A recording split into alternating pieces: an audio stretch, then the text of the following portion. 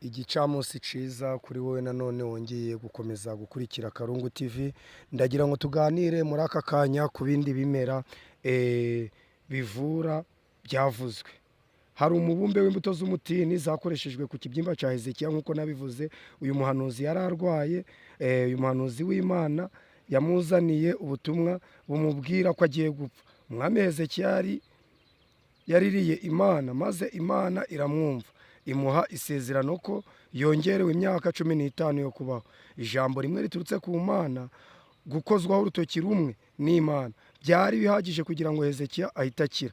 Nyamara aho kugira ngo bibe bityo, yahawe amabwiriza yo gukora umubumbe w'imbuto z'umutini, maze akawushyira ku rugingo rurwaye. Ibi byakozwe maze Hezekiya arakira. Byaba byiza guha agaciro rero uyu muti Imana yategetse ko ukoreshwa, tukawukoresha kuruta uko tuwukoresha. Ni byiza ko dukoresha ku bisebe uyu muti Imana yatanze w'imbuto z'umutini. Ndagira ngo abantu benshi bakunze kugira ikibazo cy'inkorora, kambabwire undi muti na n'umuntu ushobora kubafasha. Akamaro k'amavuta y'inturusu.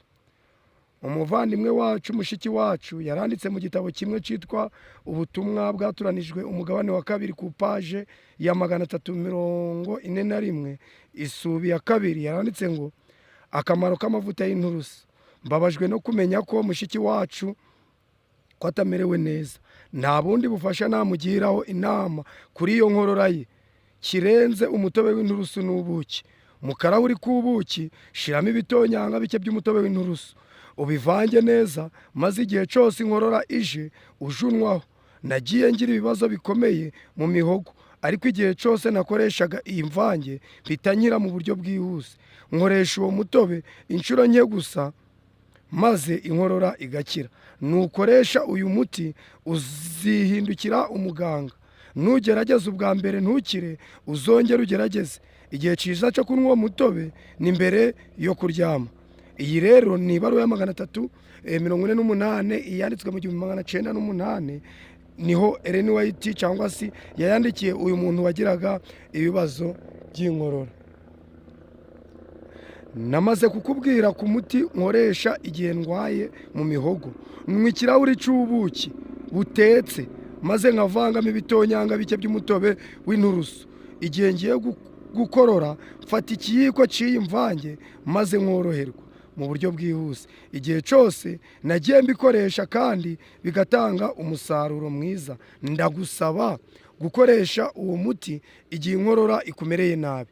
Uyu muti ushobora kugaragara ko woroheje ku buryo wumva nta cyizere ufitiye, ariko nawugerageje imyaka myinshi kandi nshobora kugirira abantu inama yo kuwukoresha nkomeje.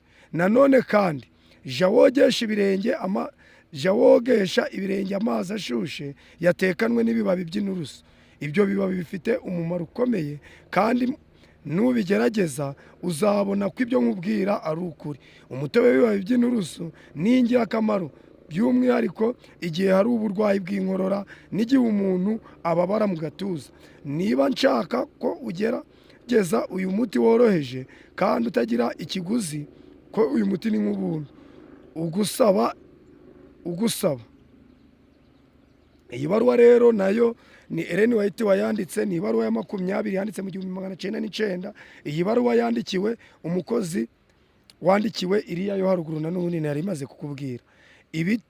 Ibiti bifite ubushobozi bwo kuvura.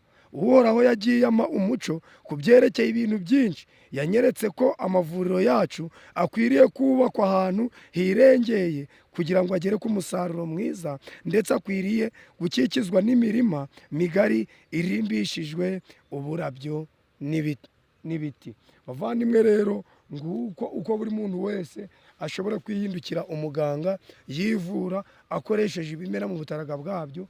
Ngira ngo mw'iki kiganiro tumaze kugirana cyangwa se mwibi maze kubabwira, ushobora gusubiza inyuma niba utabyumvishe neza ukabyumva. Uyu uzaguhindukira umuti uzatuma inkorora yawe ihitikira. Kandi abantu benshi bafite ikibazo cyo kurwara inkorora, abantu benshi bafite ibibazo bitandukanye. Uyu muti rero ni umuti w'ingirakamaro. Ndagira ngo buri muntu wese awukoreshe, bizamugendekera neza. Nibyo mbasabira.